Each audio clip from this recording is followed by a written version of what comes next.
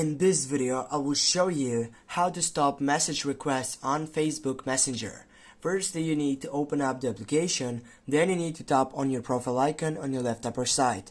When you get into that section, you're going to be available to choose up between all these sections in which you need to scroll down and go for privacy. When you get right over there, you're going to be available to choose again upward by many things, in which, as you can see right over here, you need to go for message delivery. And here, guys, you can find out the main point for this video, which is people with your phone number or friends on Facebook, whatever it is. As you can see, don't receive requests. This is the side section on it.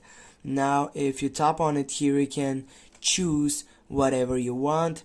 You need to make sure that if it's like this one or this one, you need to get up and go to the last selection, which is don't receive requests, and with this you're going to simply take over that selection. Now if you can see right down, you can see the full list on who can message you. You can tap on it to see that selection.